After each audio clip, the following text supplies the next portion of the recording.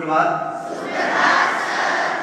तमिल भाषा के महाकवि सुब्रह्मण्य भारती के जन्म दिवस के उपलक्ष्य पर मैं उनका व्यक्तित्व और कृतित्व आप लोगों के सामने प्रस्तुत कर रहा हूं और उससे आप सभी लोग सुनकर प्रेरणा लें।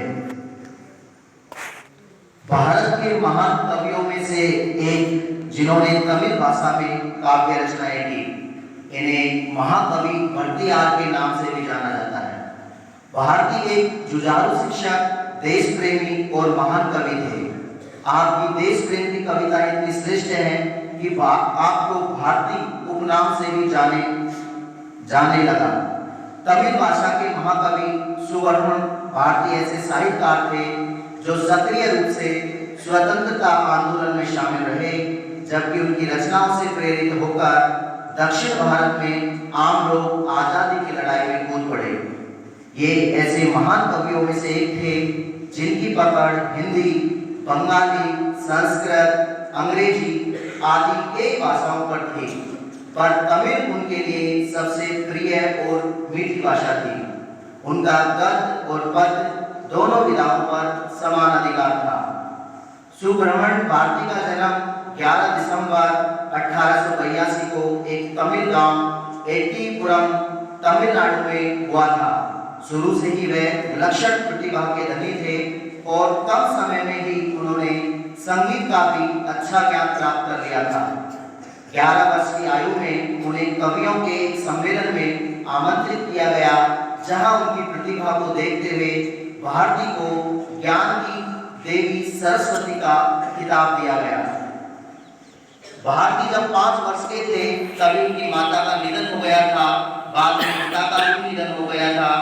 11 वर्ष की ही अल्प अवस्था में उनका विवाह कर दिया गया। वह कम उम्र में ही वाराणसी अपनी बुआ के पास आ गए थे, जहां उनका परिचय अध्यात्म और राष्ट्रवाद से हुआ। इसका उनके जीवन पर काफी प्रभाव पड़ा और उनकी सोच में काफी बदलाव आ गया। बाद में भारती ने ज्ञान के महत्व को समझा और पत्रकारिता के क्षेत्र में उनकी अत्यधिक रुचि रही। इस समय वे कई समाचार पत्रों के प्रकाशन और संपादन से भी जुड़े रहे।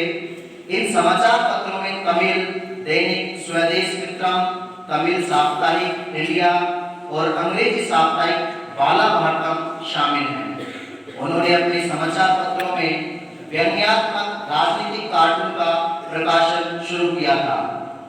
इनका जो रचना संसार है, इन पत्रों से न सिर्फ वे लोगों को अपेक्षित ज्ञान दिलाने में सफल रहे, बल्कि उनकी रचनाओं का भी प्रकाशन हुआ। उसी समय उनकी रचना धर्मिता चरम पर थी। उनकी रचनाओं में से एक और जहां गूढ़ धार्मिक बातें होती थी, वहीं रूस और फ्रांस की क्रांति तक की जानकारी होती थी। वह समाज के वंचित वर्ग और निर्धन लोगों की बेहतरी के लिए प्रयासरत रहते थे। सुब्रह्मण्य भारती ने माता पिता को खोने के दुख को अपने काव्य में ढाल लिया। इससे उनकी ख्याति चारों ओर फैल गई। स्थानीय सामंत के दरबार में उनका सम्मान हुआ और उन्हें भारती की उपाधि दी गई। भारती का प्रिय गाना बंकिम चंद्र का वंदे मातरम था। 1905 में काशी में हुए कांग्रेस अधिवेशन में सुप्रसिद्ध गायिका सरला देवी ने गीत गाया। भारती भी उस अधिवेशन में थे। बस तभी से यह गान उनका जीवन प्राण बन गया। मद्रास लौटकर भारती ने उस गीत का उसी लय में तमिल में पद्यानुवाद किया, जो आगे चलकर तमिलनाडु के घर घर में गूंज उठा।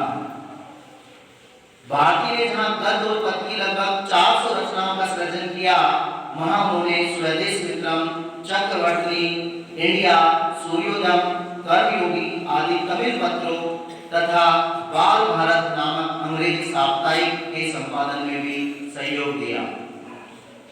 भारती 1918 में ब्रिटिश भारत में लौटे और उन्हें तुरंत गिरफ्तार कर लिया गया। उन्हें कुछ दिनों तक जेल में रखा गया। बाद के दिनों में उनका स्वास्थ्य खराब रहने लगा और 11 सितंबर 1921 को मद्रास में उनका निधन हो गया।